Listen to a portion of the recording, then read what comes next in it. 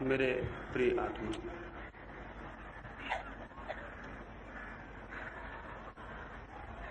ईश्वर मर गया है, कैसे पुनरुज्जीवित हो सकता है?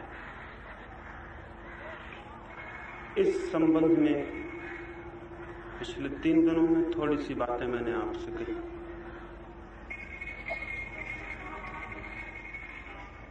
उस बाबत बहुत से प्रश्न यहाँ आए हैं।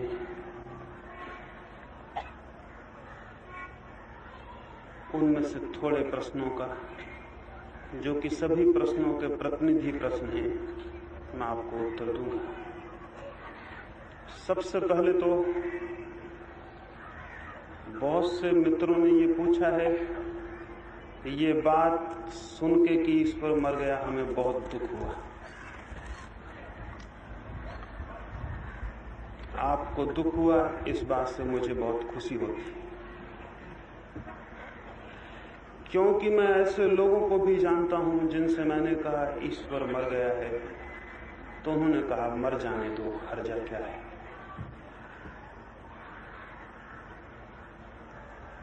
मैं ऐसे लोगों को भी जानता हूं जिनसे मैंने कहा ईश्वर मर गया है, तो उन्होंने कहा कौन? ईश्वर लाल ठेकेदार, अच्छा आदमी था बेचारा, कैसे मर गया। मैं ऐसे लोगों को भी जानता हूं जिनसे मैंने कहा कि ईश्वर मर गया है, तो उन्होंने कहा उससे कहा किसने था कि वो जिंदा रहे। इसलिए जब मुझे ये पता चला कि आप में से बहुत से मित्रों को दुख पहुंचा है, तो मुझे खुशी हुई।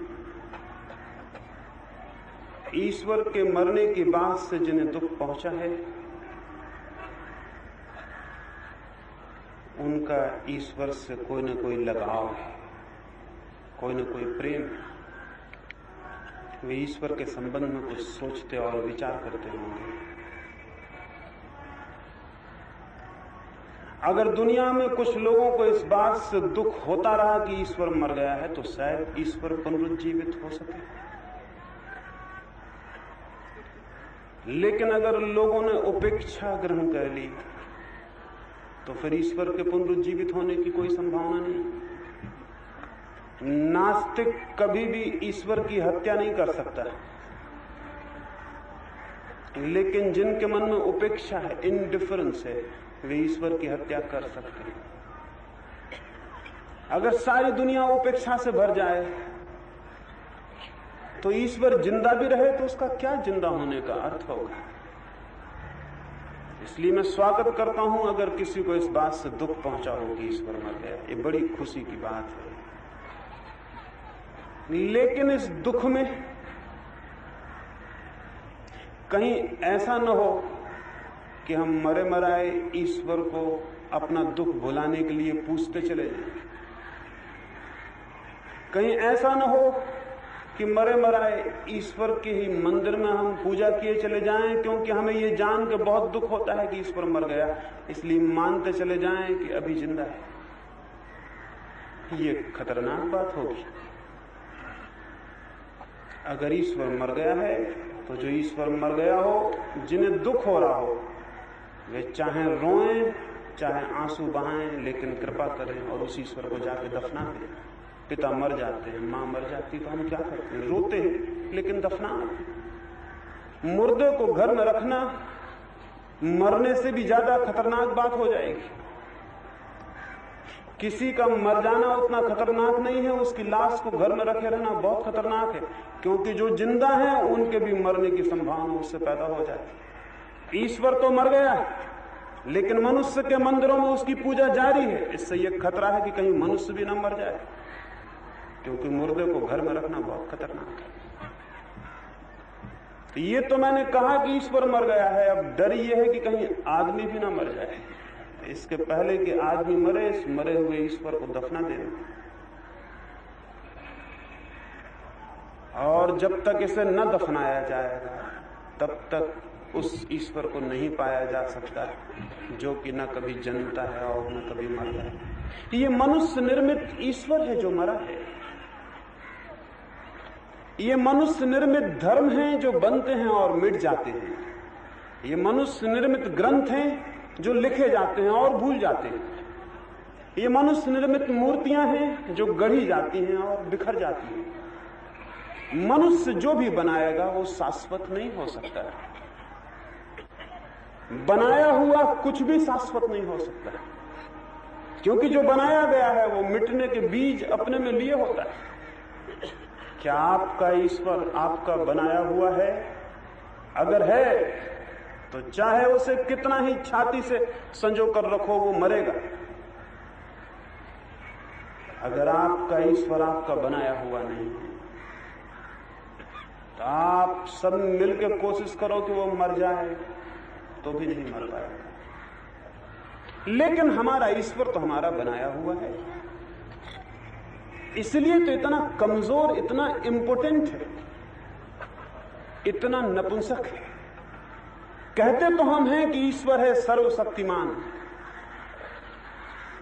लेकिन उस सर्वशक्तिमान ईश्वर के मंदिर के बाहर भी एक सिपाही को बंदूक लेकर खड़ा कर देते हैं कि तुम इनकी रक्षा करो। बड़े अद्भुत सर्वशक्तिमान ये ईश्वर है कि एक सिपाही इनकी रक्षा के लिए बाहर खड़ा है।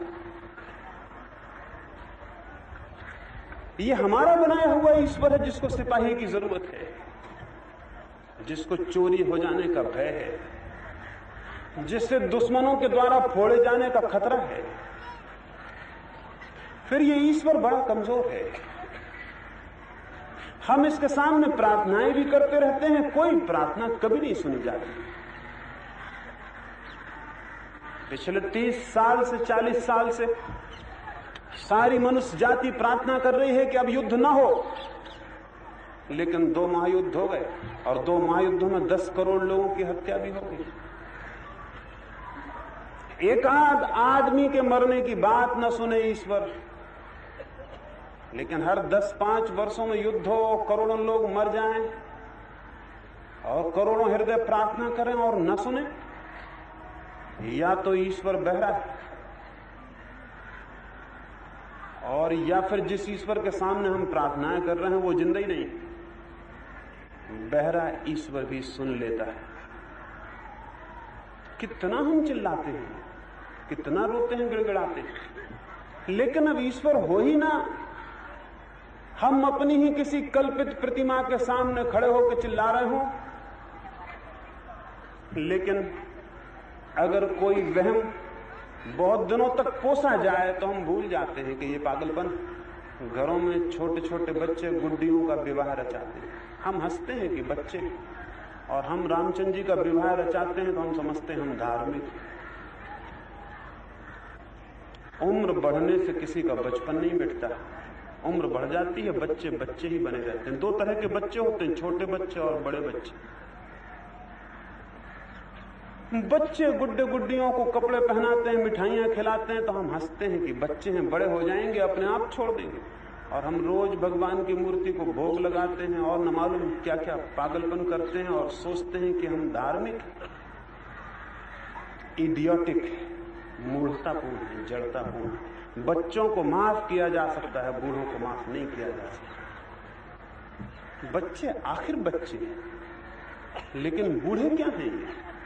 और बच्चे तो गुड्डे गुड्डी को थोड़ी देर खेलते हैं फिर भूल भी जाते हैं, एक कोने में पटक देते हैं, अपना दूसरा काम करने लगते हैं। लेकिन ये बड़े, जिन भगवान की गुड्डे गुड्डियों जैसी मूर्तियां बना लेते हैं, मौका आ जाए तो तलवारें निकाल लेते हैं, हत्याएं कर देते हैं, लाखों लोगों को मार डालते हैं कि इनके भगवान को चोट पहुंच गई, इनके भगवान का अंग तोड़ दिया गया, इनके भगवान को गाली दे दी गई। खून करते हैं, हत्याएं करते हैं, आग लगाते हैं, न मालूम क्या क्या करते हैं। क्या नहीं किया धार्मिक लोगों ने जमीन पर। इन पूजा करने वाले लोगों ने, मंदिर और मस्जिद बनाने वाले लोगों ने क्या नहीं किया है जमीन पर जिसको पाप न कहा जा सके। सब तरह के पाप किए गए। एक एक आदमी ने अकेले अकेले कोई बड़ा पाप नहीं किया है, लेकिन समूह, संगठन और धर्म के नाम पर ऐसे पाप किए गए हैं कि उनको अगर ख्याल में भी ले आए तो ऐसा प्रतीत होता है कि अगर ये दुनिया में इतने धर्म न होते तो शायद दुनिया ज्यादा धार्मिक होती। इनसे इतना अधर्म आया है जिसका कोई हिसाब नहीं। लेकिन हम कहते हैं कि हम धार्मिक हैं। ऐसे लोग जिनका मस्तिष्क बिल्कुल बचकाना है, ये हमारा बनाया हुआ भगवान किसी भी काम का साबित नहीं हुआ है, हो भी नहीं सकता। आदमी कमजोर है, उस जो आदमी भगवान बनाएगा वो उससे भी ज्यादा कमजोर होगा।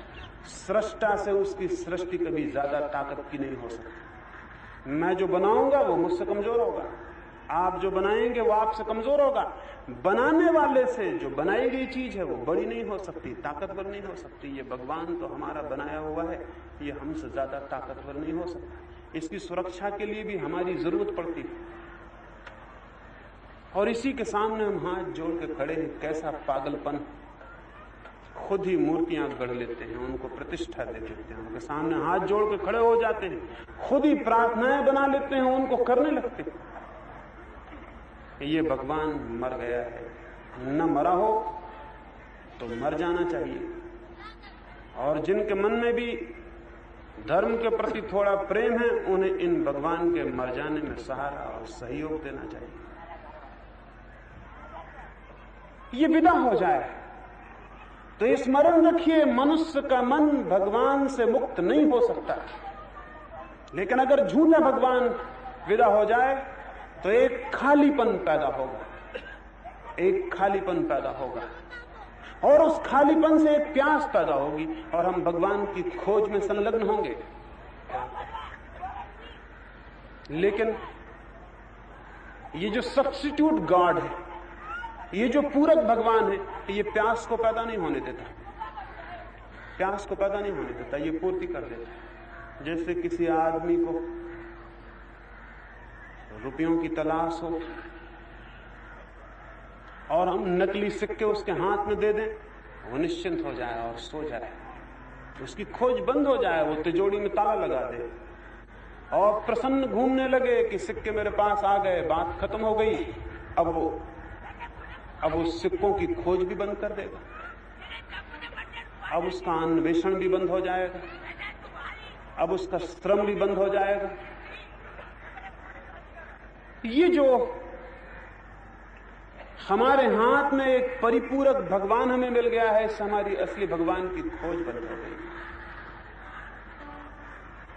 एक रात दो साधु एक पहाड़ी स्थान से निकलते थे।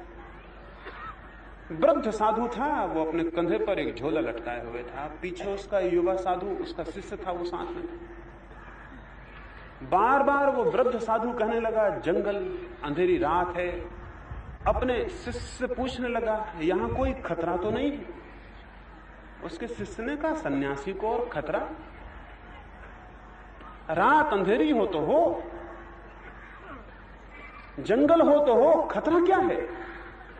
लेकिन थोड़ी बहुत दूर चल के वो वृद्ध साधु फिर पूछे, रात बड़ी अंधेरी है, अमावस है, रास्ता खतरनाक तो नहीं है? कुछ पूछा था किसी से?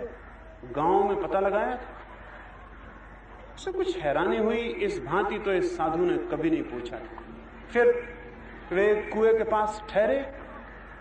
वो साधु ने कहा कि मैं थोड़ा हाथ मुंह धो लूं। झोला अपने युवक शिष्य को दिया, कहा इसे संभाल के रखना।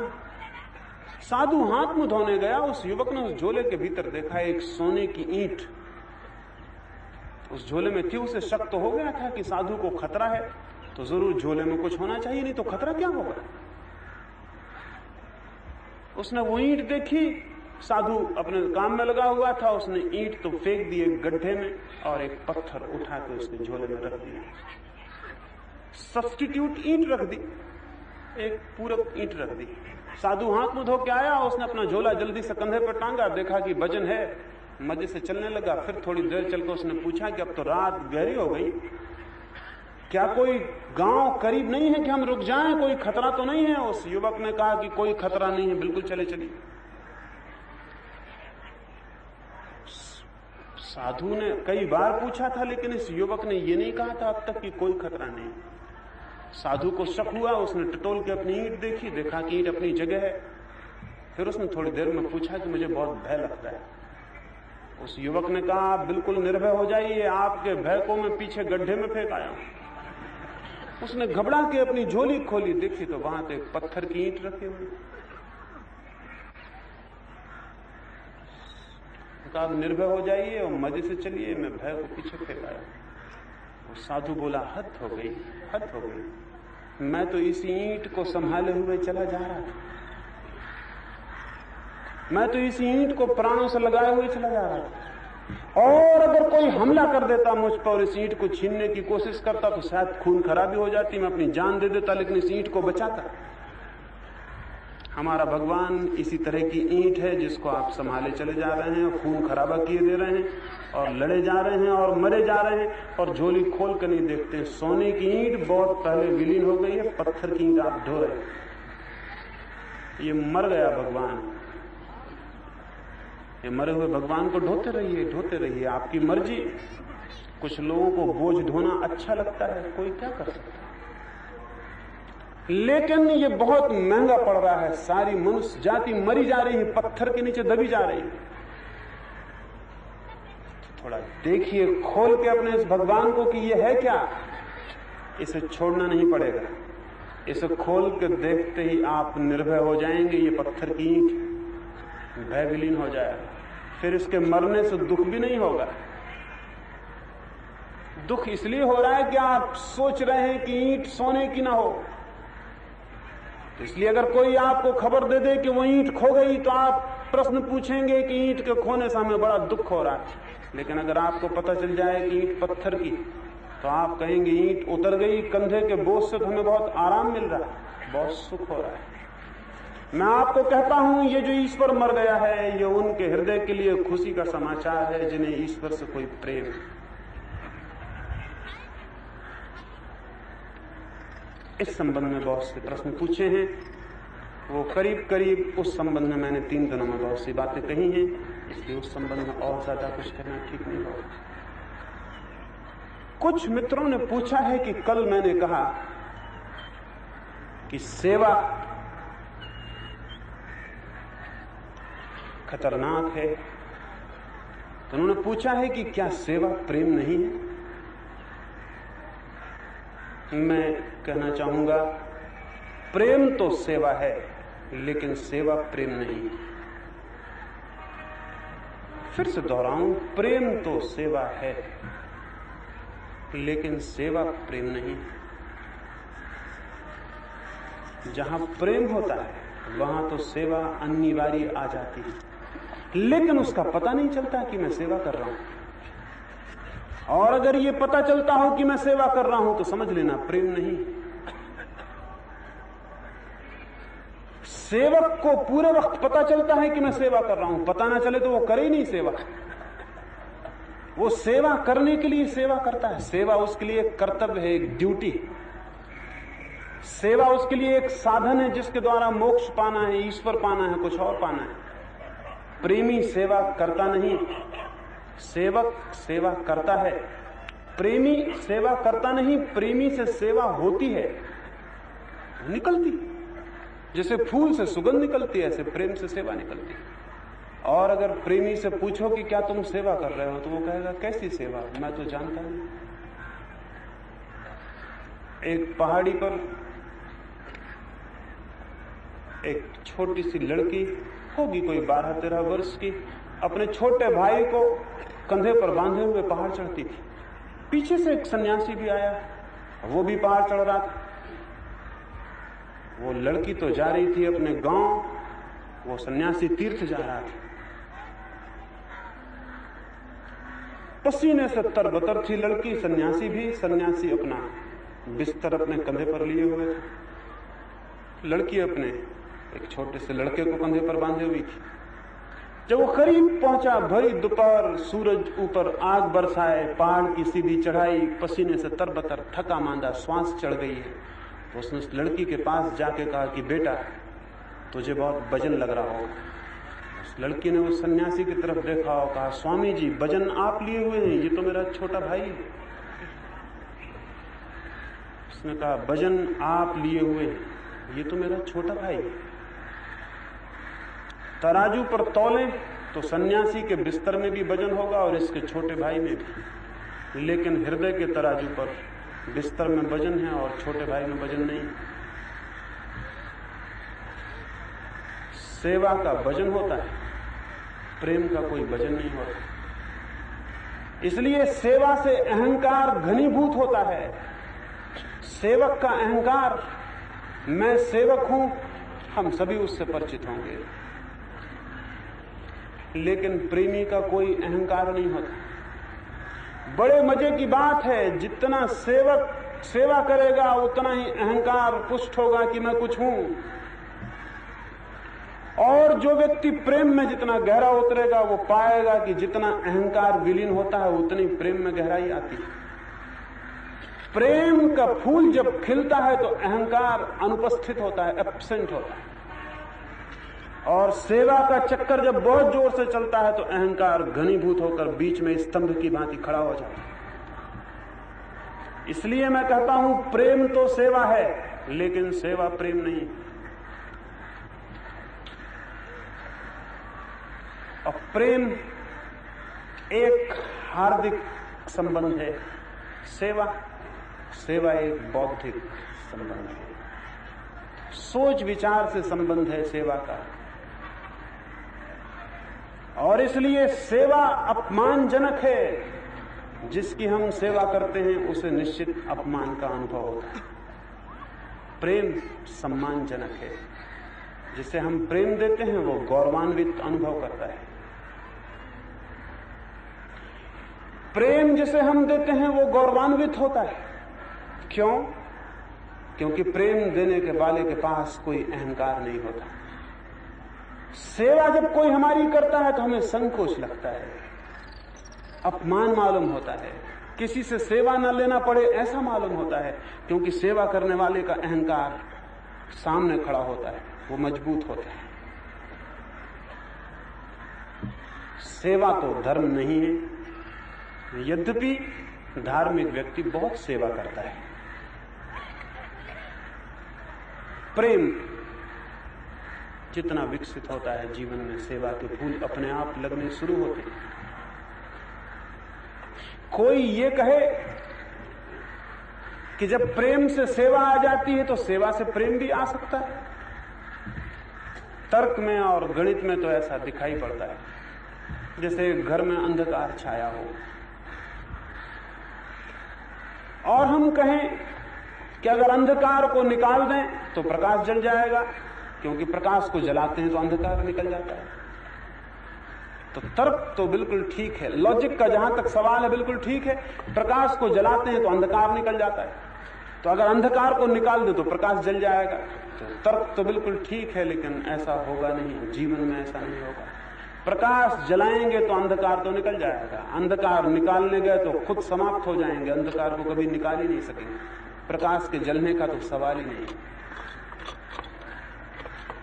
तो ऐसा तो होगा कि प्रकाश जल जाए, अंधकार निकल जाए, लेकिन ऐसा कभी ना होगा कि अंधकार को आप निकाल दें और प्रकाश जल जाए। अंधकार निकाले नहीं जा सकता।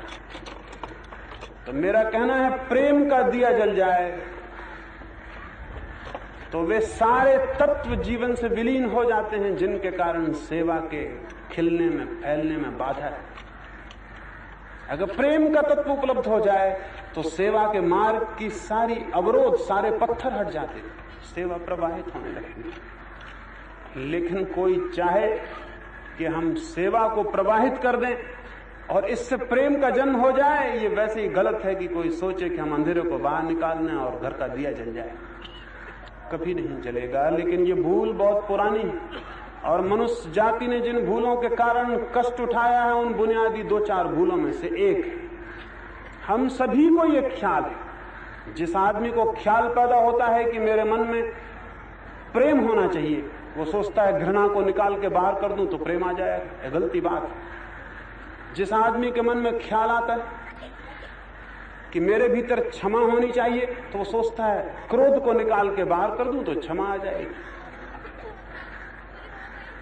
जिस आदमी को ख्याल होता है कि मेरे भीतर ब्रह्मचर्य आ जाए, वो सोचता है सेक्स को निकाल के बाहर कर दूं तो ब्रह्मचर्य आ जाए। ये एक ही सरणी की भूलें। वही अंधकार को निकाल दूं तो प्रकाश आ जाएगा। ये बिल्कुल ही एब्सर्ड, एकदम गलत, एकदम गणित ही गलत है। ये कभी हो ही नहीं सकता। यही तो वजह है कि ब्रह्मचर्य लाने वाला सेक्स को निकालते निकालते सेक्स में ही डूबता चला जाता है और ब्रह्मचर्य कभी नहीं आता। और क्रोध को निकालने वाला क्रोध को निकाल निकाल के और क्रोधी होता चला जाता है और कभी क्षमा नहीं आती। एक क्रोधी सज्जन एक गांव में निवास करते थे, जैसा कि सभी गांवों में सभी सज्जन निवास करते हैं। वो सज्जन भी उस गांव में निवास करते थे। बहुत क्रोधी थे। छोटी छोटी बात पर क्रोध उनके भीतर जल जाता था, आग लग जाती थी। छोटी छोटी बात पर बबूला हो उठते थे।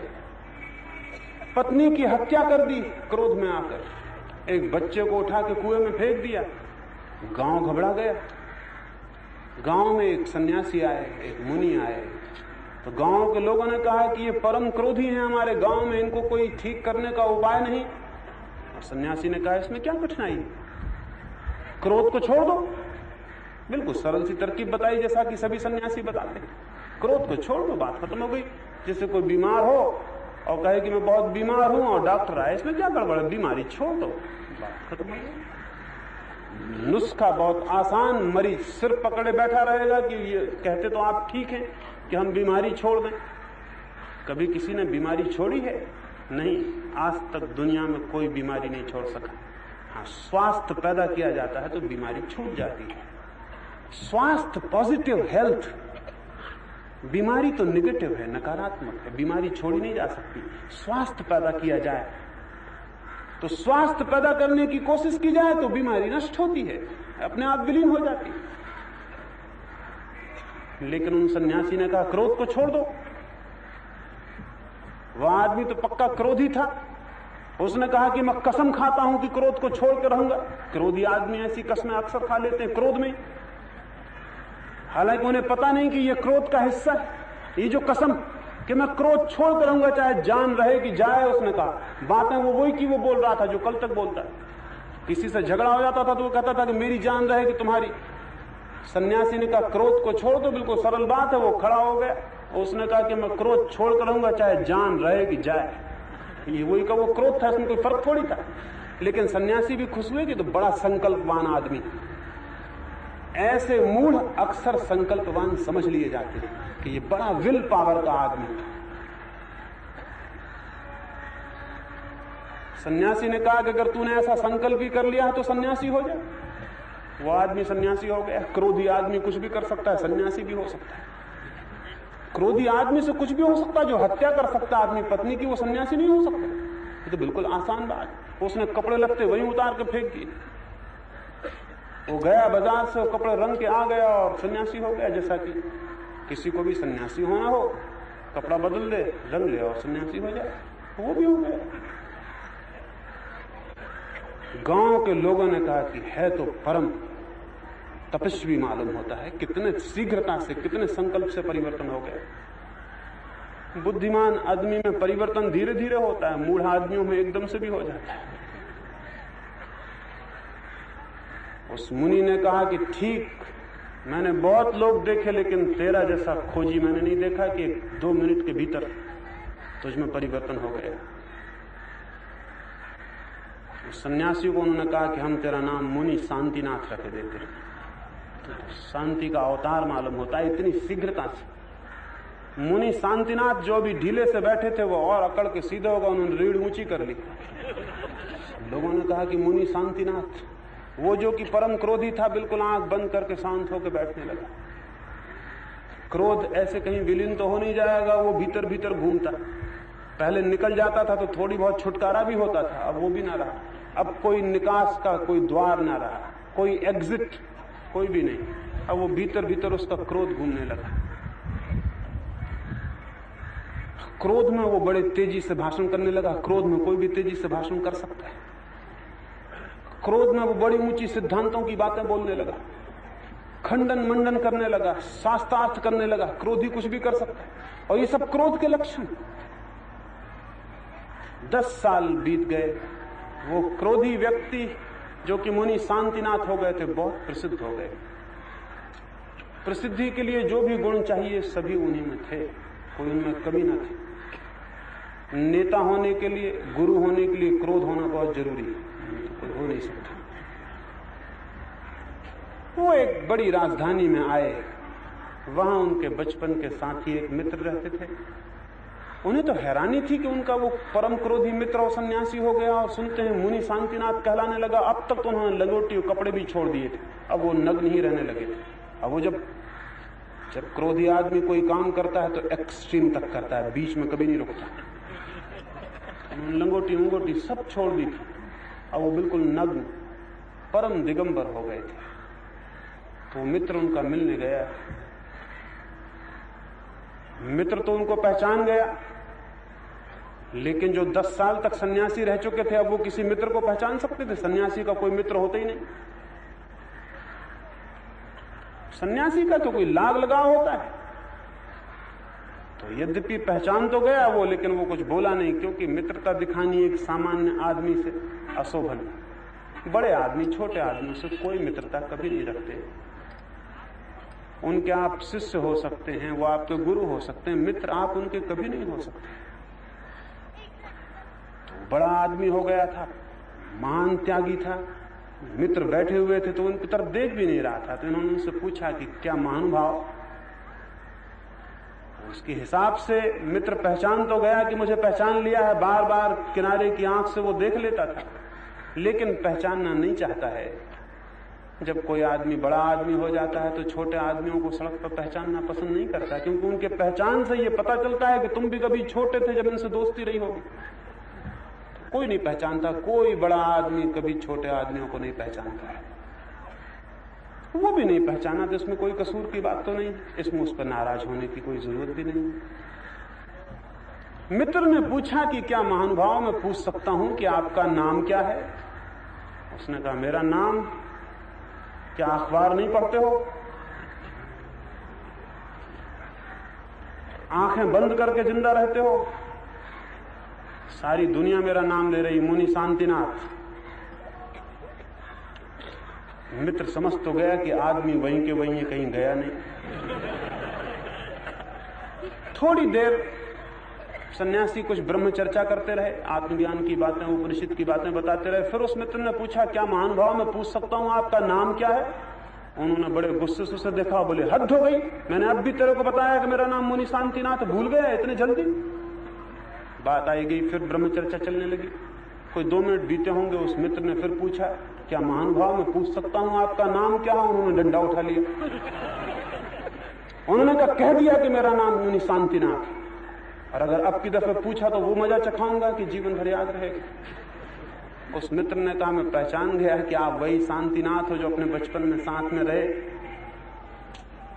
और कोई फर्क नहीं हुआ है। इसी बात को पूछने के लिए 3 दफे मुझे नाम पूछ के आपको कष्ट देना पड़ा।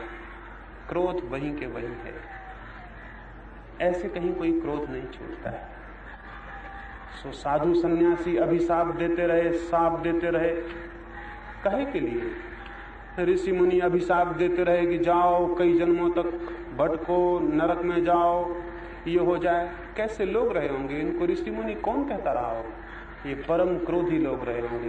क्रोध से ही इनका संन्यास निकला होगा, वो क्रोध भीतर मजबूत रहा होगा। छोटी छोटी बात पर अभिशाप, ऋषि से और अभिशाप, मुनि से और अभिशाप, ये तो अकल्पनीय है, इनकी तो कोई कल्पना भी नहीं हो सकती।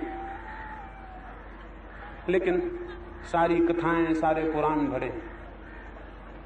क्रोध ऐसे नहीं जाता, नहीं जा सकता। जीवन में कोई भी निषेधात्मक, कोई भी नेगेटिव इमोशन कभी सीधा नहीं हटाया जा सकता। घृणा नहीं छोड़ी जा सकती, क्रोध नहीं छोड़ा जा सकता। हाँ, प्रेम जगाया जा सकता है, और प्रेम जग जाए तो क्रोध विलीन हो जाता है, घृणा छूट जाती है। वैसे जैसे दिया जल जाए अंधकार चला जाता है। इसलिए मैं नहीं कहता कि क्रोध छोड़ो, मैं नहीं कहता कि घृणा छोड़ो, मैं नहीं कहता हूं कठोरता छोड़ो, मैं नहीं कहता हूं सेक्स काम छोड़ो, मैं नहीं कहता हूं लोभ छोड़ो। छोड़ने की भाषा गलत है। मैं कहता हूं प्रेम को उपलब्ध करो, प्रकाश को उपलब्ध करो। उसकी उपलब्धि इनका छोड़ना अपने आप बन जाएगी। उसे पा लेना इनका छूट जाना है।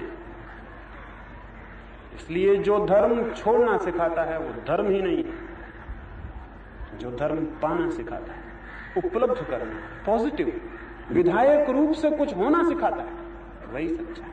निषेधात्मक धर्म का ईश्वर मर गया जो कहता था क्रोध छोड़ो, हिंसा छोड़ो।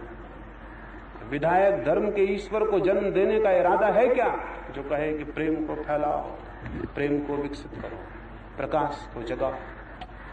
अगर संसार में कभी भी कोई धर्म का राज्य होगा तो वो विधायक खोज से होगा, निषेधात्मक निषेध से नहीं। इसलिए मैं कहता हूं धर्म त्याग नहीं है, धर्म है उपलब्धि। धर्म छोड़ना नहीं है, धर्म है पाना। धर्म संसार का विरोध नहीं है, धर्म है ईश्वर को पा लेना। ये जो विरोध की भाषा है, छोड़ने की, त्यागने की, गलत है।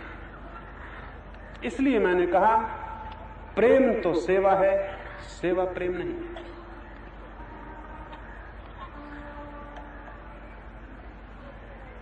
एक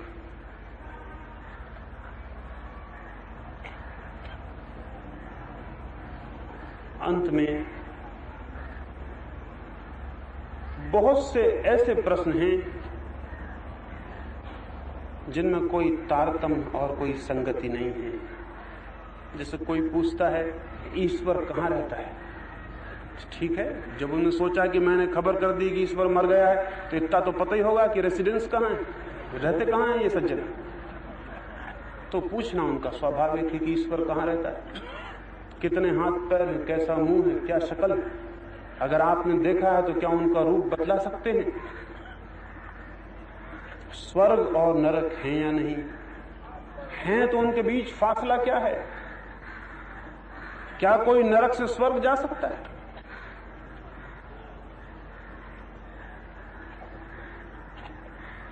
दुनिया में जनसंख्या आदमी की बढ़ती जा रही और कहते हैं आत्माएं सीमित हैं, तो ये कैसे बढ़ती जा रही?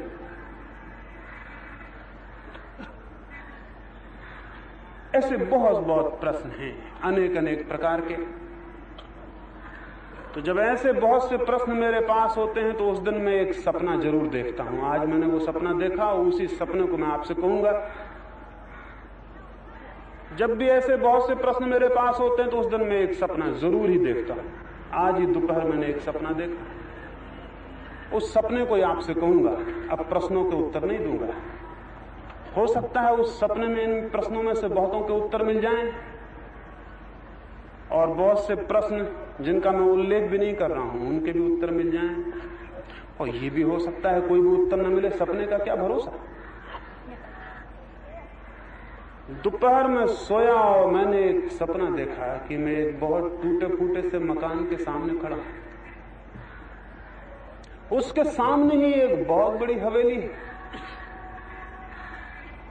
सिर उठा के देखता हूं तो उस हवेली के ऊपर का आखिरी हिस्सा दिखाई नहीं पड़ता, वो आकाश में कहीं दूर उठती ही चली जाती।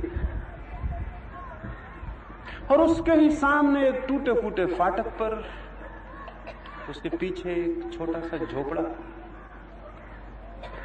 सोचा कि ये क्या, लेकिन स्वाभाविक है, जहां बहुत बड़े मकान होते हैं उनके सामने छोटे झोपड़े होने जरूरी है, नहीं तो बड़े मकान होंगे कैसे।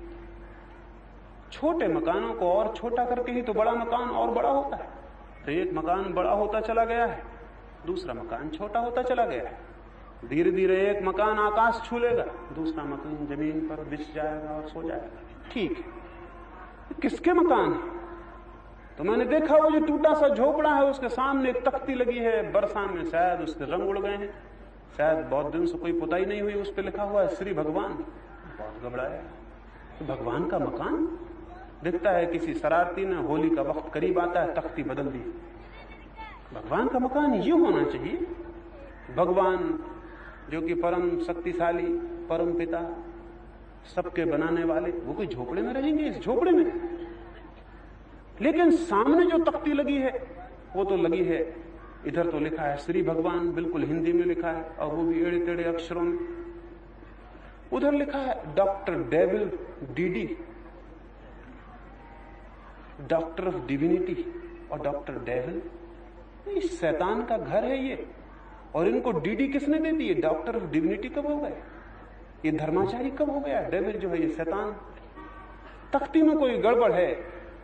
और ये श्री भगवान की तख्ती बहुत दिन से पुती भी नहीं है और सन्नाटा है और इधर कोई दिखाई भी नहीं पड़ता। फिर भी मैंने कहा कि जब पूछना ही है तो बजाय शैतान के घर में जाने के भगवान के घर में जाकर पूछना ठीक।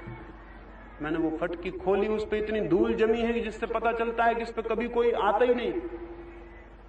मैं अंदर घुसा तो एक बहुत बड़े कुत्ते को वो झोपड़े के बाहर बैठा देखा तो मैं थोड़ा डरा, क्योंकि कुत्ते कई प्रकार के होते हैं जैसे आदमी कई प्रकार के होते हैं।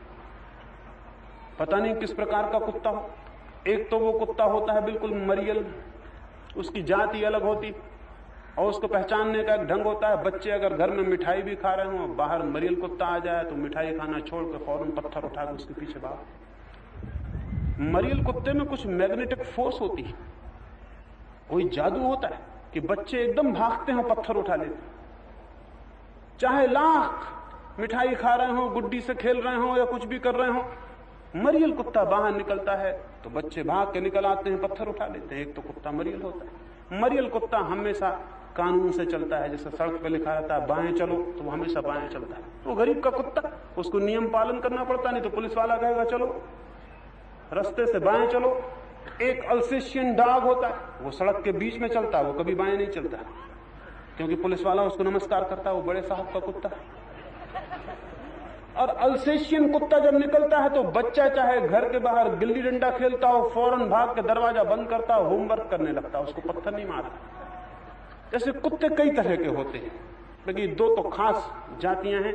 तो मैंने कहा पता नहीं ये मरियल कुत्ता है कि अल्सेशियन कुत्ता है, इसके पास जाना उचित है कि नहीं। पर फिर भी जाना तो था, तो मैं धीरे धीरे बढ़ा। बढ़ने पे बड़ी हैरानी हुई, करीब जाने पे देखा तो कुत्ता बिल्कुल आंखें बंद किए हुए सोया। तो मैंने सोचा श्री भगवान का कुत्ता है, शायद कोई योग साधना करता हो। सत्संग से तो पत्थर तक जीवित हो गए हैं, तो ये तो कुत्ता है। तो सत्संग के प्रभाव से मालूम होता है आंख बंद करके, जैसा कि सुनते हैं ऋषि मुनियों के घर के तोते भी वेद मंत्र पढ़ते थे, ऐसे दिखता है ये कुत्ता भी। कोई ध्यान वगैरह कर रहा है, कोई समाधि लगा रहा है, क्या कर रहा है।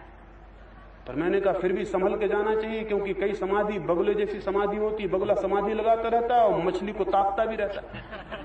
पास गए और कुत्ता कहीं धोखा दे दे और टूट पड़े और समाधि झूठी निकले तो मुश्किल हो जाए, जैसा कि अक्सर समाधियां झूठी निकलती, पास जाओ टूट जाती। दूर से समाधि मालूम पड़ती, पास जाके पता चलता है समाधि नहीं थी, धोखा था।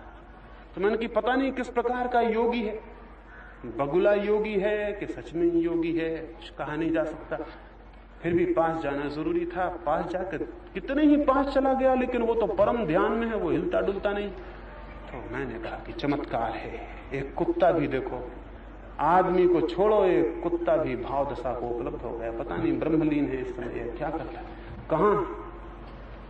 स्वभाव था, मैंने हाथ जोड़े उसको नमस्कार कर ही रहा था, तब मुझे एक ख्याल आया कहीं ऐसा तो नहीं है कि कुत्ता मर गया हो और हम सोचते हो कि ब्रह्मलीन है। उसके कंकड़ मार कर देखा तो पता चला कुत्ता तो मरा हुआ है। और जब मैं उसको हाथ जोड़ता था तभी एक बूढ़ा आदमी बाहर निकला और उसने कहा क्या करते हैं। तो मैंने कहा कि मुझे प्रतीत होता है ये जीव ब्रह्म ज्ञान की स्थिति में है, इसको नमस्कार करता हूं। उन्होंने कहा कि नहीं, ये कुत्ता ब्रह्म ज्ञान की स्थिति में नहीं है, ब्रह्मलोक सिधार चुका है, इसने ब्रह्मलोक उपलब्ध कर लिया है। ये बड़ा अद्भुत कुत्ता था, ये बड़ा साधक था, ये बड़ा योगी था, इसने सब तरह के योग साधे और आखिर ये परम गति को प्राप्त हो गया। तो मैंने कहा कि क्या श्री भगवान यहीं रहते हैं। उन्होंने कहा कि मालूम होता है आप कुछ भी नहीं जानते, मैं ही श्री भगवान हूं। वो बूढ़ा आदमी बोला। उस बूढ़े आदमी को देख के मुझे भी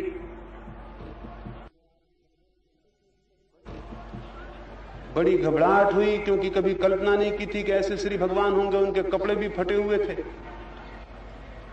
उनकी हालत बड़ी खराब थी, चश्मा उनका टूटा हुआ था, एक रस्सी बांधे हुए थे। तो मैंने कहा मुझे विश्वास नहीं आता, और फिर मेरा विश्वास में विश्वास भी नहीं है, मुझे शक होता है। उन्होंने कहा देखो विश्वास फलदायी होता है, शक करोगे भटक जाओगे, संदेह जिनने किया गए नरक में। मैं जो कहता हूं मानो। तब मुझे भी डर हुआ, मैंने सोचा कि ठीक ही कहते हैं, भगवान कई रूपों में प्रकट होते हैं, कई दफा कछुए के रूप में प्रकट हो जाते हैं, तो हो सकता है कि इस बार उन्होंने यही बूढ़े का रूप प्रकट किया हो, किस भेष में मिल जाए कुछ पता भी नहीं है, तो क्यों झंझट करनी। मैंने जल्दी से झुककर नमस्कार किया। वो बड़े प्रसन्न हुए और उन्होंने कहा कि आओ अंदर आ जाओ। भीतर मैं गया तो मैं बहुत हैरान हुआ। मैंने देखा कि वहां तो कुछ भी नहीं था, कोई फर्नीचर भी नहीं था, कोई सामान भी नहीं था। हम तो सुनते थे बड़े सिंहासन पर भगवान बैठते, वहां कुछ भी नहीं था। एक फटी चटाई पे बैठे हुए थे और क्या कर रहे थे उसे देख के और हैरानी हुई। तो सोचते थे शायद दुनिया को बनाने की, बदलने की, गरीबों की, इसकी उसकी योजना करते होंगे, नए नए प्राणी बनाते होंगे।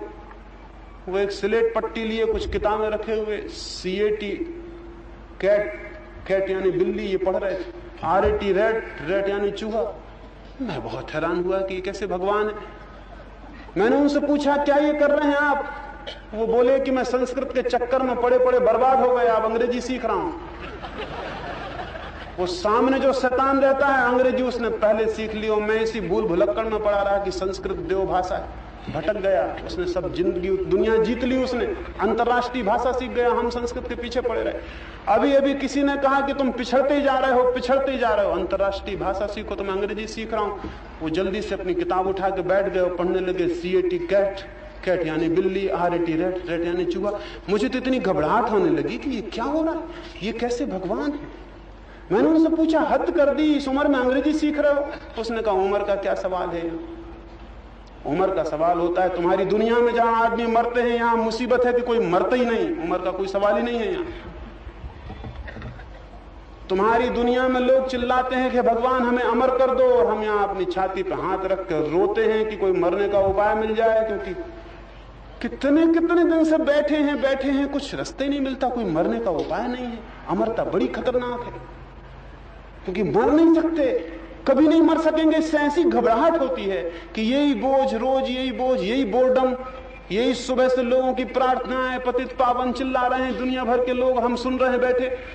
कोई रघुपति राग राजाराम कर रहा है, कोई कुछ कर रहा है, हम इसको सुन रहे हैं, हमारा दिमाग खराब हो गया। इधर पीछे तो एक आदमी आ गया था, उसने सलाह दी कि तुम अपने कान खराब करवा लो। तो हमने कान खराब करवा लिए। अब तो हमने यंत्र बनवा लिया है, जिसकी सुननी होती है यंत्र लगा लेते हैं, नहीं सुननी होती यंत्र बाहर निकाल लेते हैं। तो जो बहुत अपने वाले हैं उनकी सुन भी लेते हैं, जो नहीं है उनकी नहीं भी सुनते। मुझे तो बहुत घबराहट हुई। मैंने तो सोचा कि ढंग दुनिया में चलता है, यहां भी चलता है। और बोले कि मैं अंग्रेजी सीख रहा हूं, जल्दी आशा है कि सीख लेंगे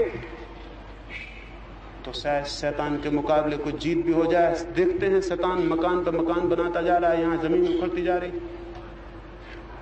मैंने उनसे पूछा कि लेकिन आपके ऋषि मुनि कहाँ हैं जो हजारों हजारों हो गए और यहाँ स्वर्ग आ चुके हैं, ये स्वर्ग है ना? उन्होंने कहा ये स्वर्ग है। और मैंने कहा वो सामने? उन्होंने कहा वो नर्क। हम तो सुने थे कि नर्क में आग की लपटें जलती हैं और वहां तो बढ़िया रास्ते बने हुए हैं, बढ़िया मकान और बगीचे लगे हुए हैं। भगवान ने कहा वो सब शैतान की करतूत, उनने सब गड़बड़ कर डाला है। और यहां हमने कहा कहां है कल्प वृक्ष वगैरह? उन्होंने कहा आप कहां? नदी पर उन लोगों ने बांध लिया है, पानी इस तरफ आने नहीं देते नरक से। सारे वैज्ञानिक वहां इकट्ठे हो गए हैं, वो बादलों को नहीं आने देते इस तरफ। सारे राजनीतिक वहां इकट्ठे हो गए हैं, वो रोज एनक्रोचमेंट किए चले जाते हैं, जमीन स्वर्ग की हड़पते चले जाते हैं। हमको पीछे हटना पड़ रहा है। हम अकेले रह गए। ऐसे 100-200 थोड़े बहुत लोग हैं, बुद्ध है, महावीर है, क्राइस्ट है, राम है, कृष्ण है, वो लोग यहाँ रहते हैं। अभी ये गांधी आया बूढ़ा, ये भी यहाँ रहता है। ऐसे 10-5 लोग यहाँ हैं, लेकिन इनसे कुछ काम नहीं चलता। ये कोई भी लड़ाक नहीं है। इनसे कहो तो ये कहते हैं जो तुम्हारे एक गाल पे चांटा मारे दूसरा उसके सामने कर दो। अब क्या करें? ये लड़ने को तैयार नहीं होते। ये कहते हैं तो बाएं गाल पे चांटा मारे दायां उसके सामने कर दो। और वो शैतान के सब आदमी, सारे प्राइम मिनिस्टर दुनिया के वहां, सारे मिनिस्टर वहां, सारे प्रेसिडेंट्स वहां, सारे धर्म पुरोहित वहां इकट्ठे। तो मैंने कहा और ऋषि मुनि कहां गए जो इतने आए थे? उन्होंने कहा तुम्हें अगर तुम चूंकि बहुत ज्यादा निकट हो गए इतनी देर में, मैं तुम्हें अपने दिल की बात कह देता हूं। 100 ऋषि मुनि आते हैं तो तुम ये मत सोचना कि 100 स्वर्ग में आ जाते हैं। 100 में से मुश्किल से एक आता है। और मैंने कहा 99? उन्होंने कहा 99 लोगों को तो स्वर्ग भेजने का रास्ता बताते हैं, खुद पीछे के रास्ते से नरक चले जाते हैं।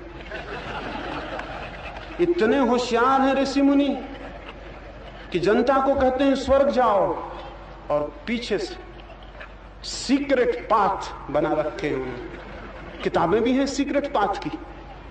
पीछे के गुप्त रास्ते बना रखे, उनसे खुद नरक चले जाते हैं। एक आध कोई भूल चूक में उनके चक्कर में फंस के स्वर्ग आ भी जाता है तो 2-3 दिन में घबरा जाता है और एकदम दरवाजे पर धरना दे देता है, कहता हम उपवास करेंगे, अनशन करेंगे, हड़ताल कर देंगे, हमको नरक भेजो। तो मैं बहुत हैरान हुआ। मैंने कहा हम तो जमीन पर स्वर्ग आने की कोशिश करते हैं, यहां आए हुए पहुंच गए लोग नरक जाना चाहते हैं। बोले हाँ, कारण? तो उन्होंने कहा कि वो ऋषि मुनि कहते हैं कि बिना भाषण के रात हमें नींद नहीं आती। यहां किसको भाषण करें? यहां स्वर्ग में कोई सुनने को राजी नहीं, क्योंकि जितने हैं वो सब खुद ही भाषण देने वाले। और वो ऋषि मुनि कहते हैं बिना अनुयायियों के हमारे मन को राहत नहीं मिलती, हमें अनुयायियों से, फॉलोअर्स से बहुत प्रेम, और फॉलोअर्स सब नरक में, तो वो कहते हैं हम वहीं जाएंगे। वो कहते हैं कि यहां सुबह अखबार भी नहीं छपता, स्वर्ग में कोई अखबार नहीं छपता, भगवान ने बताया, और नरक में तो अखबार ही अखबार छपते। तो ऋषि मुनि कहते हैं कि बिना अखबार में सुबह नाम पढ़े दिन भर हमें बड़ी बेचैनी रहती, गर्मी लगती, तो वहीं जाएंगे। तो 2 दिन 4 दिन रहते हैं मुश्किल से, फिर नरक चले जाते हैं। 100-200 आदमी यहां टिके हैं हजारों साल से, कोई रस नहीं है। भगवान ने कहा कई दफे तो मेरा मन भी होता है कि नरक ही चला जाऊं। यहां कोई रस नहीं है, एकदम बोरडम। किसी से बात करो तो वो कहता है सब असार है, ये सब ज्ञानी यहां है, वो कहते हैं सब असार है, सब माया है, किसी बात में कोई रस नहीं लेते, कोई संगीत नहीं, कोई नृत्य नहीं। तो मैंने कहा ये तो बड़ी घबराहट की बात है, मुझे तो बहुत दया आने लगी। मैं तो सोचा था कि आपसे कुछ दया पाऊंगा, और मुझे तो आप पे दया आने लगी। तो बड़े दुख की स्थिति में आप फंसे, आपका छुटकारा कैसे किया जाए? उन्होंने कहा इधर एक तरकीब निकाल ली है। एक वृद्ध जन आए थे, उनको मैंने कहा, तो उन्होंने कहा तुम एक तरकीब करो, पुराना ताला निकाल के अलग करो। बीच में दीवार है नरक के और भगवान के स्वर्ग के, और बीच में दरवाजा है, ताला। उन्होंने कहा ये ताला अलग करो, नए ढंग का ताला लगाओ जिसमें की होल होता है, जिसमें छेद होता है चाबी का। चाबी को निकाल के की होल में से नरक का मजा देखते रहा करो। वो बूढ़े ने कहा कि इसी तरह तो हम दुनिया में दिन गुजारते हैं, पड़ोसी के की होल में से देखते रहते हैं क्या क्या हो रहा। दिन गुजर जाते हैं बड़े सुख से, रातें गुजर जाती हैं बड़े सुख के, पड़ोसी की लीला देखते रहते हैं कि क्या क्या हो रहा, प्रेम हो रहा कि लड़ाई हो रही, कि पत्नी पति को मार रही, कि क्या हो रहा क्या नहीं हो रहा। उससे देखने से बड़ा रस आता है। तो उस बूढ़े ने तरकीब बताई, हमने एक नया ताला लगा लिया है, इसी की होल में से दिन गुजार देते हैं, या तो RAT रेड चूहा, CAT कैट बिल्ली ये पढ़ते हैं, इस की होल में से नरक का मजा देखते हैं। मेरा भी मन हुआ कि उस की होल में से देखें नरक का मजा, कौन नहीं देखना चाहेगा। अगर आप में से भी कोई होता तो उसका मन होता कि छोड़ो इन श्री भगवान को जरा नरक का मजा देखें क्या हो रहा है। मैंने भी उस की होल में से, तो उन्होंने कहा ये जो दरवाजा है ये वो कल्प वृक्ष जो सूख गया, जिसके नीचे बैठ के सब इच्छाएं पूरी हो जाती थी, उसी को काट के बना लिया है। तो इस दरवाजे में एक खूबी है, जिसका भी स्मरण करोगे इस की होल में से वही दिखाई पड़ने लगेगा। तो मैंने कहा कि हे ऋषि मुनि जो तुम नरक में निवास कर रहे हो, तुमको देखना चाहता हूं। एकदम सामने की होल के एक दृश्य आ गया।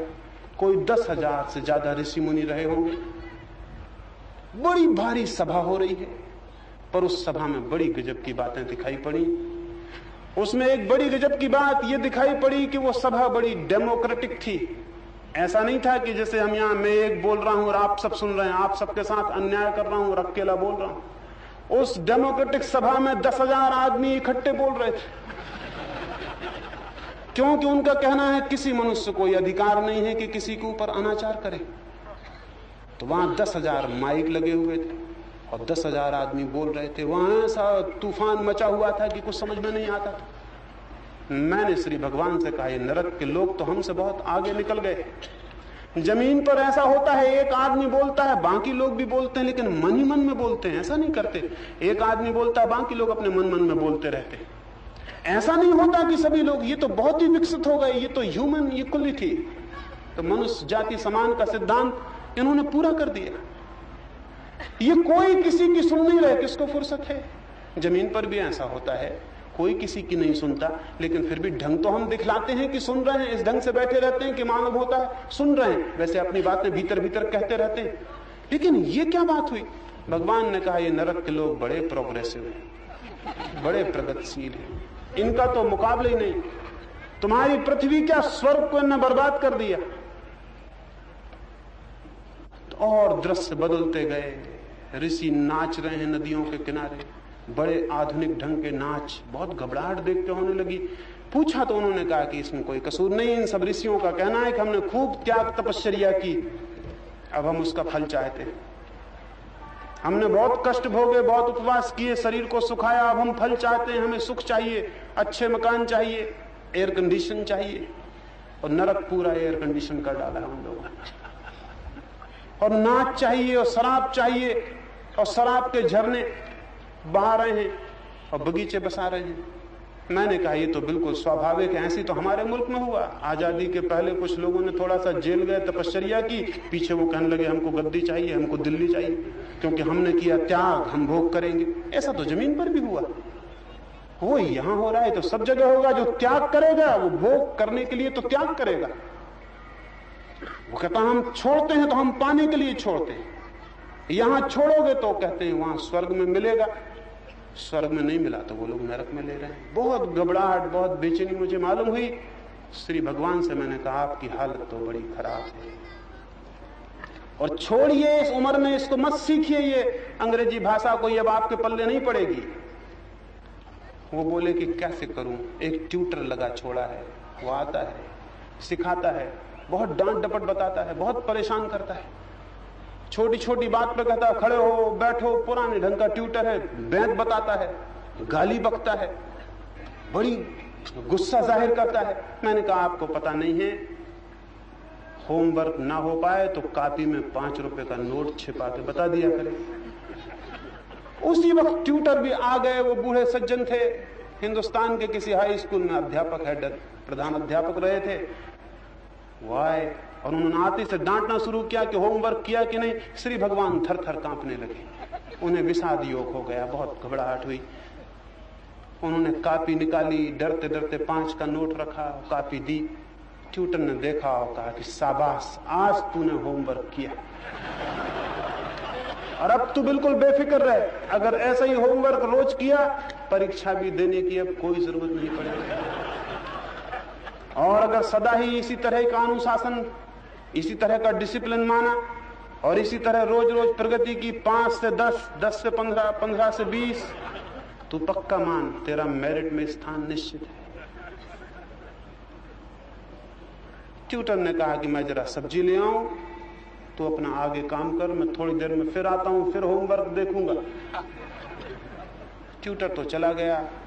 भगवान ने कहा कि धन्य है, आपने अच्छी तरकीब बताई, ये नया टेक्निक है शिक्षा का, हमको पता भी नहीं, हम वही पुराने ढंग से आरटी रेट रटे जा रहे हैं। अब तो हम जरूर ही न सही कुछ हो गए हैं डीडी शैतान, तो हम भी मैट्रिक तो पास हो ही जाएंगे। अब तो आशा बंधती है। मैंने उनसे पूछा आपकी मातृभाषा क्या है? ये कुछ लोग कहते हैं संस्कृत है, कोई कहता अरबी है, कोई कहता हिब्रू है। आपकी मदर टंग क्या है? भगवान ने कहा बड़ी मुश्किल की बात है। सारी दुनिया में लोग मुझसे कहते हैं हे अनाथों के नाथ, और हमारी हालत यह कि हम सुप्रीम आर्फन, हमारे माँ बाप है ही नहीं, और दुनिया हमसे कहती है अनाथों के नाथ। और हमसे ज्यादा अनाथ कोई नहीं, क्योंकि हमारा कोई माँ बाप ही नहीं। जो जमीन पे अनाथ है उनके माँ बाप तो रहे होंगे, मर गए होंगे, हमारे हैं ही नहीं, कभी थे ही नहीं। हम तो परम अनाथ हैं, सुप्रीम आर्फन। तो हमारी कौन सी मातृभाषा है? मुझे बड़ी मुश्किल हुई। हम तो यही सुनते थे कि उनकी कोई खास मातृभाषा, उन्होंने हमारी मातृभाषा ही नहीं, क्योंकि हमारी कोई माँ ही नहीं है। मैंने उनसे पूछा कि ये बड़ी अजीब बात है, सारी दुनिया में भाषाएं मातृभाषाएं क्यों कही जाती हैं, पितृभाषाएं क्यों नहीं कही जाती, फादर टंग क्यों नहीं कहते, मदर टंग क्यों कहते? वो बेचारे बड़े दिक्कत में पड़ गए, सिर खुजलाने लगे, कहने लगे ये तो मेरे कोर्स में कहीं लिखा भी नहीं, और शिक्षक ने पढ़ाया भी नहीं, परीक्षा में आएगा भी नहीं, आप कहाँ कहाँ के प्रश्न पूछते हैं। तो मैंने उनसे कहा कि फिर मुझसे पूछ लीजिए। उन्होंने कहा आप बता दें तो बड़ी कृपा हो, मैं नोट कर लूं। उन्होंने अपनी कॉपी निकाल ली, नोट करने लगे। मैंने उनसे कहा कि जहां तक मैं समझता हूं इसका एक ही कारण हो सकता है। बच्चों की भाषा मातृभाषा इसीलिए कहलाती है कि बच्चे कभी पिता को माँ के सामने बोलते देख ही नहीं पाते, माँ ही हमेशा बोलती है। पिता सुबह उठ भी नहीं पाता कि मां बोलना शुरू कर देती और न मालूम क्या क्या बोलना शुरू कर देती। पिता बेचारा डर के मारे अखबार पढ़ता रहता और मां बोलती चली जाती। पिता किसी तरह नाश्ता करता है और मां बोलती चली जाती। पिता दफ्तर से लौटता है, खाना खाता है, मां बोलती चली जाती। ये क्रम रात पिता सो के गुर्राने लगता है और मां बोलती चली जाती। इसलिए बच्चे इसको कहते हैं मदर टंग। ये मातृभाषा है, इसलिए दुनिया में कहीं इसे पितृभाषा नहीं कहा जाता। वो श्री भगवान ने जल्दी से उसे नोट कर लिया। वे बड़े उत्सुक विद्यार्थी मालूम पड़े। मैंने उनसे कहा कि अब मैं जाऊं, मैं तो आया था कुछ आपसे पाने को, यहां तो हालत उल्टी हुई जा रही है। आप मुझे से पूछने लगे और मेरी बातों को लिखने लगे। हम तो सोचते थे ज्ञान मिलेगा, यहां उल्टा ज्ञान देना पड़ रहा है। मैं जाता हूं। मैं बाहर निकलने लगा तो वो भागे हुए बाहर आए और उन्होंने कहा कि अपना पता ठिकाना तो देते जाओ, कभी जरूरत पड़े। एक ऐसी तरकीब बता दी, परीक्षा पास होने की कोई और मौका आ जाए तो पूछने आ जाऊंगा। मैंने कहा पता मैं बता देता हूं, लेकिन पहले से अपॉइंटमेंट अगर नहीं लिया तो मिलना बहुत मुश्किल है। तो मैंने उनको पता लिखा दिया, 505 कालवा देवी रोड, जीवन जागृति केंद्र। फोन नंबर लिखा दिया 22331 और कहा इसको रख लो, लेकिन पहले से अपॉइंटमेंट ले लेना, क्योंकि जीवन जागृति केंद्र के लोग बड़े मजबूत हैं। तुम लाख सिरपट को बहुत मुश्किल से भीतर घुसने देंगे और मुझसे मिलने देंगे, लेकिन तुम भी हठयोग पकड़ के बैठ ही जाना और कहना कि मैं जाऊंगी नहीं बिना मिले। तो शायद किसी को दया आ जाए और तुमको भीतर ले आए और 2 4 5 मिलने का वक्त मिल जाए। फिर मैंने कहा मैं जाऊं, तुम्हारी घड़ी में कितने बजे हैं? उन्होंने कहा घड़ी मेरी बहुत दिन से बंद है। ये जो गांधी बुढ़ा आया था उसी ने मुझको ये घड़ी भेंट कर दी थी, तो मैं इसको लटका लिया। न इसमें कांटा है, न इसमें डायल है, न कुछ है न कुछ है, लेकिन यहाँ कोई जरूरत भी नहीं पड़ती कि देखें कि कितना बजा है। तो मैंने कहा मुझे जाने दें, मुझे ठीक 6:30 बजे क्रॉस मैदान में पहुंचना है। वहां कुछ लोग मनोरंजन के लिए इकट्ठे हुए होंगे, उनको देर हो जाएगी तो बहुत दिक्कत होगी। मैं इसी घबराहट में मेरी नींद खुल गई। जाग के बहुत सोचने लगा कि ये कैसा सपना है, ये कैसा सपना है। अब लेकिन सपने से कोई झगड़ा भी नहीं कर सकता कि कैसा सपना जैसा है। ये कैसे श्री भगवान है, ये कैसा शैतान है। लेकिन हालत ऐसी हो गई, शैतान के मकान बड़े होते चले गए, भगवान का मकान छोटा होता चला गया। शैतान ने लोगों की अंतर्राष्ट्रीय भाषा समझ ली, आदमी की कमजोरी समझ ली। इंटरनेशनल लैंग्वेज और कोई भी नहीं है, आदमी की कमजोरी। अंग्रेज भी उसी बात में कमजोर है जिसमें हिंदू, जर्मन भी उसी बात में कमजोर है जिसमें अफ्रीकन। कमजोरियां, ह्यूमन वीकनेसेस एक ही हैं। शैतान ने आदमी की कमजोरी की भाषा समझ ली, अंतर्राष्ट्रीय भाषा समझ ली, वो अंग्रेजी। वो अंतर्राष्ट्रीय भाषा से सारे मनुष्यों को भेद रहा है। भगवान अभी तक अंतर्राष्ट्रीय भाषा नहीं समझ पाया, और आदमी जो भगवान को प्रेम करते हैं उन लोकल लैंग्वेजेस बना ली कि हम हिंदू हैं, हम मुसलमान हैं, हम ईसाई हैं। उन्होंने खंड खंड बना लिए। क्या आपको पता है शैतान के शिष्यों के कितने संप्रदाय हैं?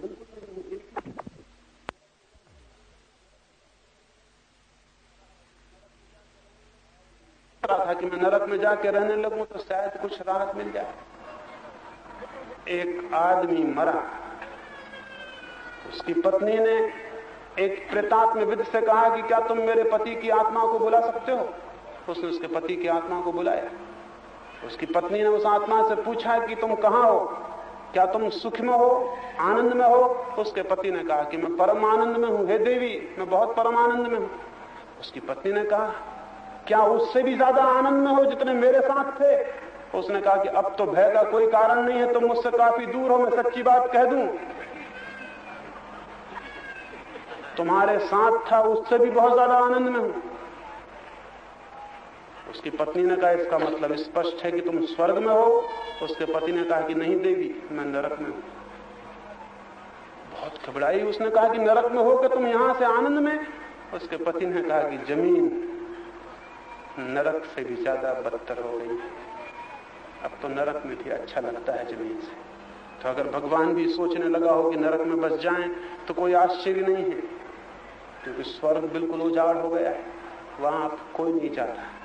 वहां के दरवाजों पे मिट्टी जमी, धीरे धीरे वे दरवाजे टूट जाएंगे 2-4 वर्षाओं में, 2-4 वर्षाएं और आएंगी, मनुष्य जाति पर वो मकान गिर जाएगा, 2-4 और तूफान आएंगे, वो बल्लियां उखड़ जाएंगी। कुत्ता तो मर गया है भगवान का जो उनका रखवाला था, कौन जाने भगवान भी मर गए हों या किसी दिन मर जाएं। मैंने आपको पूर्व सूचना दे दी कि भगवान मर चुके हैं। ये भगवान जो हमने अब तक पुराणों की कथाओं के आधार पर गढ़े थे, जो हमने कल्पना के लोक में निर्मित किए थे, वो जा चुके। क्या किसी दूसरे भगवान को जन्म देने की इच्छा है? निश्चित ही वो भगवान किसी रूप का भगवान नहीं होगा, उसकी कोई शक्ल नहीं होगी, उसके हाथ पैर नहीं होंगे, उसका नाम नहीं होगा, उसके मंदिर नहीं होंगे, उसकी मस्जिदें नहीं होंगी। उस भगवान का एक व्यापक विस्तार होगा, प्रेम का, आनंद का, शांति का, प्रकाश का, ज्योति का। भगवान से अर्थ किसी व्यक्ति से नहीं है, इसलिए ये न पूछें कि उसकी शक्ल कहां है और वो कैसा रहता है। भगवान से अर्थ है एक अनुभूति का, भगवान से अर्थ है एक अनुभूति का। कोई नहीं पूछता कि प्रेम कैसा है और कहां रहता है। तो क्यों पूछते हैं कि परमात्मा कैसा है और कहां रहता है? प्रेम है एक अनुभूति, प्रेम की ही पराकाष्ठा परमात्मा की अनुभूति है। एक व्यक्ति से मैं प्रेम करूं, ये प्रेम कहलाता है, और अगर समस्त के प्रति मेरी वही भाव दशा हो जाए तो ये परमात्मा कहलाती। परमात्मा प्रेम का परम विकास है। ये बच्चों जैसी एंथ्रोपोमार्फिक बातें कि एक ईश्वर बैठा हुआ है ऊपर और दुनिया बना रहा है और दुनिया चला रहा है, ये बच्चों जैसी बातें छोड़ें, ये बातें गई। ये बातें छोड़ें कि भगवान ने एक दिन तय किया और दुनिया बना दी और कहा कि जाओ बन गई दुनिया और चलो। ये बच्चों जैसी बातें छोड़ें। भगवान ने ऐसी किसी दिन दुनिया नहीं बना दी है, और भगवान और उसकी सृष्टि दो अलग बातें नहीं है। क्रिएटर और क्रिएशन दो अलग बातें नहीं है। क्रिएटिविटी, सृजनात्मक ऊर्जा जब अप्रगट होती है तो उसे हम परमात्मा कहते हैं, और जब प्रकट होती है तो हम उसे सृष्टि कहते हैं। जब हृदय में कोई गीत उठता है तो वो परमात्मा, और जब वो वाणी से प्रकट हो जाता है तो वो सृष्टि है।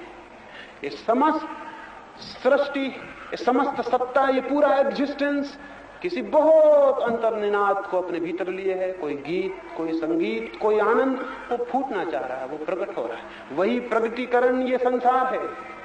संसार और परमात्मा दो विरोधी बातें नहीं, परमात्मा का ही प्रकाशन संसार है। और जो लोग प्रेम को अनुभव करेंगे वो सब तरफ उस परमात्मा की छवि से भूल में न पड़ जाएं, नहीं तो वही कृष्ण कन्हैया बंसुरी बजाते हुए देखने लगे या धनुषधारी राम देखने लगे। वो परमात्मा के स्पर्श को सब तरफ अनुभव करेंगे। सब तरफ जो है वही है, लेकिन उसे जानने के लिए, उसे पाने के लिए खुद के भीतर ना कुछ हो जाना जरूरी, शून्य हो जाना जरूरी। मैंने कल उसकी बात आपसे कही है, कैसे शून्य हो सकते हैं। ज्ञान को छोड़ दें और प्रेम को विकसित होने दें। जहां ज्ञान का तट छूटता है और प्रेम के फूल खिलने शुरू हो जाते हैं, वहीं वो संगीत पैदा होता है जो समस्त के भीतर छिपा है और खुद के प्राणों को समस्त से जोड़ देता है। वह अनुभव ही परमात्मा है। ये थोड़ी सी बातें इन 4 दिनों में मैंने आपसे कही, इस आशा में नहीं कि मेरी बातों को आप मान लेना। मान लेने का मैं दुश्मन हूं, मेरी बातों को मानना मत। मैं कोई उपदेशक नहीं, न मैं कोई गुरु, और न मेरी कोई ये मनसा है कि मेरी बात कोई माने। फिर मेरी मनसा क्या है? मेरी मनसा ये है कि मैंने अपने हृदय की बातें आपसे कही, इन पर विचार करना, मानना मत। मानने की जल्दी मत करना, न मानने की जल्दी भी मत करना, क्योंकि जो मानने या न मानने की जल्दी करता है वो सोच विचार नहीं कर पाता। तो मैंने जो कहा है उस पर सोच विचार करना, और सोच विचार भी उस सीमा तक करना जब तक कि उस बात के संबंध में जरा सा भी संदेह शेष न रह जाए। जरा सा भी संदेह शेष रहे तो और सोचना, और सोचना, सत्य के संबंध में बहुत जल्दी नहीं है, बहुत धैर्य, बहुत शांति, बहुत पेशेंस, सोचना सोचना, संदेह करना और संदेह करते करते सोचते विचारते। किसी क्षण अगर कोई चीज दिखाई पड़ेगी कि सत्य है, तो फिर वो मेरा कहा हुआ सत्य नहीं होगा, किसी और का कहा हुआ नहीं, वो आपका सत्य हो जाएगा। और स्मरण रहे, खुद का सत्य ही केवल मुक्त करता है, किसी और का सत्य मुक्त नहीं करता है। तो अंत में एक निवेदन कर दूं, जिसका खतरा रोज है, कहीं मेरी बातें आपके भीतर जाके बैठ के विश्वास न बन जाएं, कोई मेरी बातों को न मान ले, नहीं तो वो एक खतरा पैदा हो जाएगा। मेरी बातों को मानना मत, इतनी कृपा करना। 4 दिन सुना है, बड़ी कृपा की, अंतिम कृपा की प्रार्थना ये करता हूं, मेरी बातों को मानना मत, सोचना, विचारना, खोजना, काटना, और अगर किसी दिन कुछ बच जाए वो फिर आपका होगा। और वो जो आपका है वही आपकी आत्मा है, वही आपका सत्य है, वही सत्य मुक्त करता है। परमात्मा करे सत्य आपको मुक्त करे, ऐसी प्रार्थना करता हूं। और इतने दिन इतनी शांति से, न मालूम कितनी कड़वी मीठी बातों को इतने प्रेम से सुना, उसके लिए बहुत बहुत अनुग्रहित हूं। अंत में पुनः सबके भीतर बैठे परमात्मा को प्रणाम करता हूं, मेरे प्रणाम स्वीकार।